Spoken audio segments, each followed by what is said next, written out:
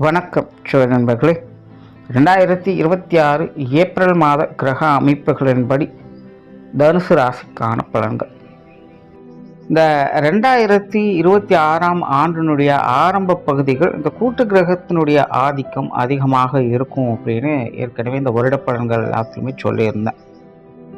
அப்படித்தான் இந்த கடந்த 2-3 மாதங்களாக இந்த கூட்டு கிரகங்களுடைய ஆதிக்கம் வலுப்பெற்ற நிலையில் உலகளாவிய விஷயங்கள் ரொம்பவுமே சலசலப்புகளுக்குள்ளே உள்ளாயிடுச்சு.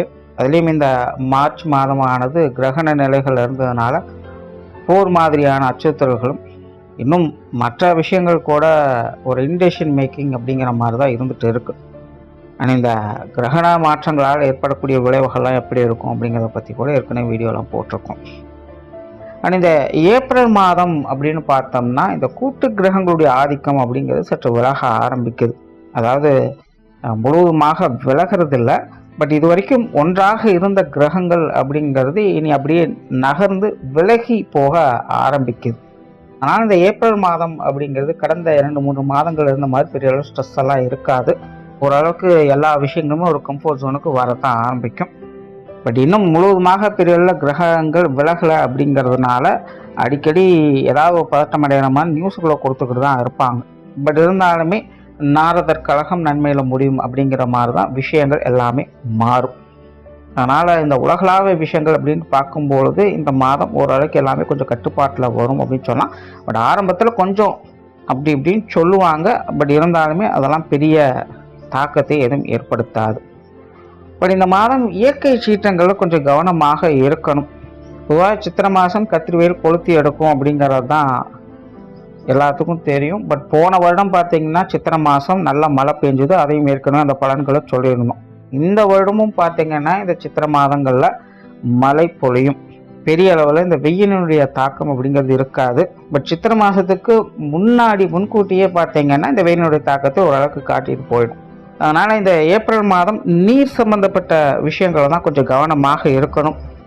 கடல் சீற்றங்கள் இல்லைன்னா ஆறுகள் அலப்பறித்து போகிறது, இல்லைன்னா அதிக மழை பெய்தால் அதனால் ஏற்படக்கூடிய பாதிப்புகள், இல்லைன்னா நீர்நிலைகளில் இருக்கக்கூடியவங்களுக்கு ஏற்படக்கூடிய பாதிப்புகள் அப்படின்னு இந்த நீர் சம்பந்தப்பட்ட தொந்தரவுகள் அப்படிங்கிறது இந்த மாதம் கொஞ்சம் அதிகமாகவே இருக்கும். ஸோ அதனால் எல்லாருமே அது சார்ந்த விஷயங்கள் காரியங்களில் கொஞ்சம் கவனமாக இருந்துக்கோங்க. இந்த மாதம் உங்களுடைய ராசிநாதன் ராசிக்கு 7ஆம் இடத்துல வக்ர நிவர்த்தி பெற்று சஞ்சாரம் செய்துட்டு வர்றாங்க. மற்ற கிரகங்களுடைய நிலைகள் அப்படின்னு பார்க்கும்போதும் ஒரு கலவையான நிலைகளில் தான் இருக்குது. ஆல்ரெடி தனுசு ராசியை பொறுத்த வரைக்கும் சமீப காலமாக கொஞ்சம் சிக்கலாகத்தான் போய்கிட்டு இருக்குது. எதுவும் பெருசாக சொல்கிறதுக்கு இல்லை. நல்லது கெட்டது சரி தப்பு அப்படின்னு பிரித்து பார்க்க வேண்டிய அவசியமெல்லாம் இல்லை. எதெடுத்தாலுமே கொஞ்சம் அடங்கி போக வேண்டிய ஒரு சூழ்நிலை தான் இருக்குது. ஏன்னா என்னதான் நல்லதையே செஞ்சாலும் மற்றவங்களுடைய பார்வைக்கு அது குற்றம் குறையாகத்தான் தெரியுது. ஸோ தனுசு ராசிக்காரங்க இப்படிப்பட்ட சூழ்நிலைகளும் அவங்க சிக்கிட்டு தான் இருக்காங்க. காரியம்னு எடுத்துட்டா ஜானேனா முளசு இருக்குதுங்கிற நிலமை தான். விஷயம் அப்படின்னு எடுத்துட்டா நாம் ஒன்று நினைக்க தெய்வம் ஒன்று நினைக்குதுங்கிற நிலமை தான். ஸோ இப்படி எதை எடுத்தாலுமே இக்கரை கக்கரை பச்சை அப்படின்னு போயிட்டு இருக்கிறதுனால தனுசு ராசியை பொறுத்த வரைக்கும் கடந்த 2-3 மாதங்களாகவே கொஞ்சம் சிரமமாக தான் எல்லா விஷயங்களும் போயிட்டு இருக்குது.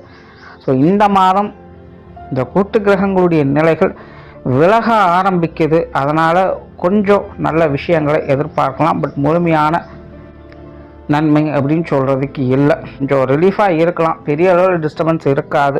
மற்றவங்களும் பெருசாக எந்த ஒரு தொந்தரவும் கொடுக்க மாட்டாங்க. அவங்க வேலையில் பார்த்துட்டு போயிட்டு இருப்பாங்க.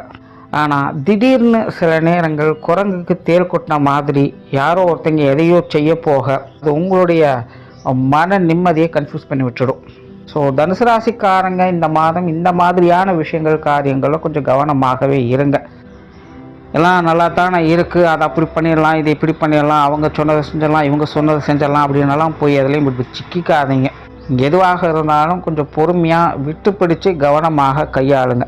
இல்லை அப்படின்னா அது உங்களுடைய மன நிம்மதியை கெடுத்துடும். அதாவது தனுசை பொறுத்த வரைக்கும் நல்லதா கெட்டதா அப்படின்னு பிரித்து பார்க்க வேண்டிய காலகட்டம் இது இல்லை. எதுவாக இருந்தாலும் அது நமக்கு சாதகமாக முடியுமா பாதகமாக முடியுமான்னு பார்க்க வேண்டிய சூழ்நிலைகள் தான் இருக்குது.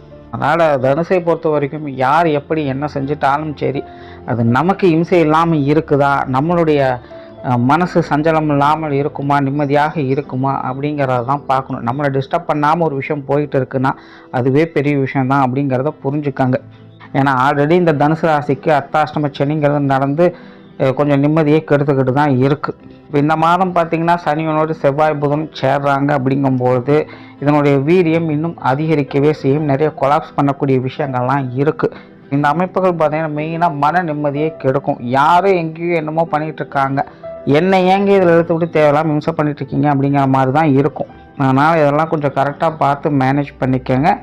குறிப்பாக இந்த சொத்து சுகங்கள், வாகன ரீதியான விஷயங்கள், அசட் தொடர்புடைய எந்த ஒரு விஷயங்கள் காரியங்களாக இருந்தாலும் சரி, அல்லது பெற்றோர்கள் சம்பந்தப்பட்ட விஷயங்கள் காரியங்களாக இருந்தாலும் சரி, உடன்பிறப்புகள் சம்பந்தப்பட்ட விஷயங்கள் காரியங்களாக இருந்தாலும் சரி, இந்த மாதம் கொஞ்சம் நிதானமாகவே டீல் பண்ணுங்கள்.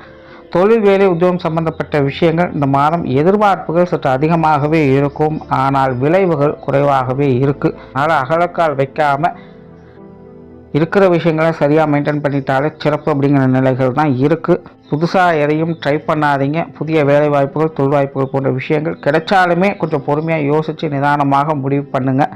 வெளியூர் மற்றும் வெளிநாடு சம்பந்தப்பட்ட விஷயங்கள் ஓரளவுக்கு சாதகமாக இருக்குது. அதனால் உங்களுடைய சூழ்நிலைகளை பார்த்து டீல் பண்ணிக்கோங்க.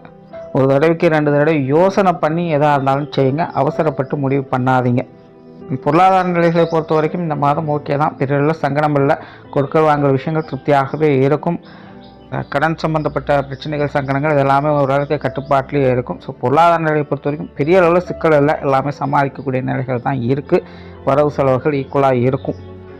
சொத்து சுகங்களை பொறுத்த வரைக்கும் முன்னாடியே சொன்ன மாதிரி கொஞ்சம் கவனம் தேவை. அவசரப்படாதீங்க. நிதானமாக எதாக இருந்தால் டீல் பண்ணுங்கள். தேவையில்லாத விரயங்கள், அலைச்சல்கள், செலவுகள் போன்ற விஷயங்கள் அதிகமாகவே இருக்குது. சிலருக்கு இந்த புதுப்பிக்கக்கூடிய விஷயங்கள், பழுதுபார்க்கக்கூடிய விஷயங்கள்லாம் ஏற்படலாம். ஸோ இதெல்லாம் கைமீறி கொஞ்சம் செலவுகள் அதிகரிப்பு மாதிரி தோணலாம். ஸோ இதெல்லாம் கொஞ்சம் கவனமாக டீல் பண்ணிக்கங்க. இது சார்ந்த புதிய விஷயங்களை இப்போதைக்கு எதுவும் பெருசாக டீல் பண்ண வேண்டாம். குறிப்பாக இந்த மாதம் தவிர்த்துக்கங்க. அடுத்த மாதம் கூட ஓகே தான். அதே போல் தனுசு ராசியை பொறுத்த வரைக்கும் இந்த பாகப்பிரிவினைகள் போன்ற விஷயங்கள், சொத்து சுகங்கள் வகையில் இந்த கோர்ட்டு கேஸு சம்மந்தப்பட்ட விஷயங்கள்லாம் பெருசாக எதுவும் சொல்கிறதுக்கு இல்லை. ஒன்று காம்ப்ரமைஸ் ஆகி போய்க்கங்க. அப்படி இல்லைன்னா கால நேரத்தை நகர்த்த முயற்சி பண்ணுங்கள். குடும்ப விஷயங்கள், காரியங்கள் ஓரளவுக்கு பரவாயில்ல. பட் குடும்ப உறவுகளுக்குள்ளே சில கருத்து வேற்றுமைகள், மனஸ்தாபங்கள் அப்படிங்கிறது இருக்கும். இதனால் குடும்பத்துக்குள்ளே கொஞ்சம் சுணக்கமான நிலைகள் அப்படிங்கிறது இருக்கத்தான் செய்யும். அதே போல் எதிர்பாராத விரயங்கள், செலவுகள் அப்படிங்கிறதும் குடும்பத்துக்குள்ளே அதிகரிக்கும்.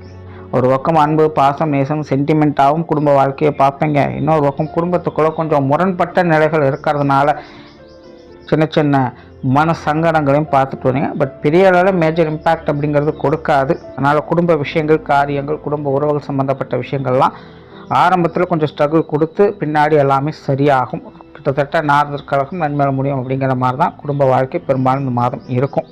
திருமண அமைப்புகள், புத்திரபாக்கிய அமைப்புகள் சாதகமாக இருக்குது. கணவன் மனைவி உறவுகள், குழந்தைகள் சம்பந்தப்பட்ட விஷயங்கள்லாம் முன்னாடி சொன்ன மாதிரி தான் கொஞ்சம் கவனமாக டீல் பண்ணிங்க. சின்ன சின்ன சங்கடங்களை பெருசுபடுத்தாமல் இருந்தாலே இந்த மாதம் சிறப்பாக இருக்கும்.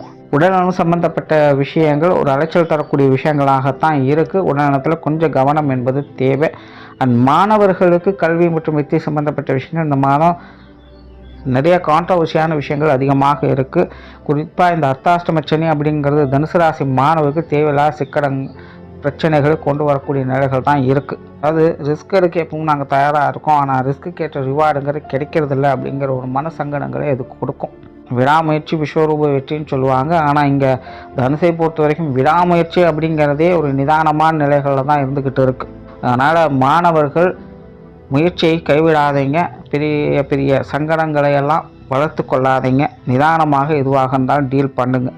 ராசிநாதனான குரு 7ஆம் இடத்துலேருந்து உங்களுடைய ராசியை பார்க்கறதுனால ஓரளவுக்கு இந்த கல்வி வித்தைகளை சாதகமான நிலைகளை பார்க்கலாம். பட் மாணவர்கள் அது எல்லாத்தையும் சுமூகமாக டீல் பண்ணுறாங்களா இல்லையா அப்படிங்கிறது தான் பிரச்சனையே இங்கே. ஸோ தேவையில்லாத சங்கடங்களை வளர்த்து கொள்ளாதீங்க. அதை மட்டும் மாணவர்கள் கொஞ்சம் கரெக்டாக மேனேஜ் பண்ணிக்கோங்க. ஸோ ஓவராலாக தனுசை பொறுத்த வரைக்கும் இந்த மாதம் உங்களுடைய மன சஞ்சலங்கள் இல்லாமல் நீங்கள் பார்த்துக்கிட்டிங்கனாலே இந்த மாதம் சிறப்பான விஷயங்களை பார்க்கலாம். நன்றி, வணக்கம், வாழ்க வளமுடன்.